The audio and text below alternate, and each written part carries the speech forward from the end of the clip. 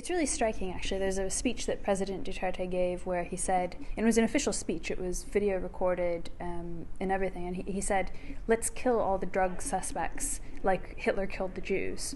And a couple of my local colleagues wrote a story about that where they quoted him, and I remember walking into the office that morning in Manila, and one of them was on the phone with the editor, and the editor was asking, are you sure that's the quote, because it was so extraordinary? And she said, yeah, I've got the video pulled up right here, that's the direct quote. And so the editor said, okay, and they ran the story.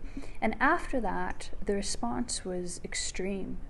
My two local colleagues, their faces were all over social media, all their personal details about where they lived, and they were called traitors to the country. So yeah, there's different consequences for being a local journalist in places like the Philippines.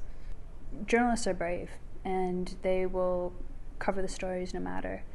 And you can see that in my local colleagues, you can see that in local colleagues from other publications. Sometimes I think it's helpful to be underestimated.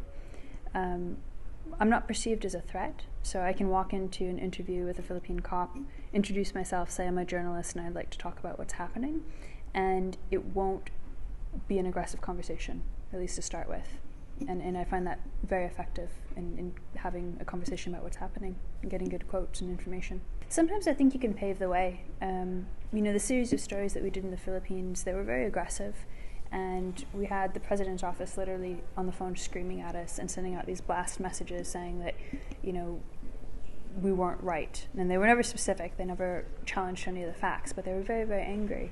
And it didn't matter. We were able to do those stories, and I think that opened the way for the local press to be more and more aggressive, because they weren't doing it alone. They were doing it with support from international organizations too.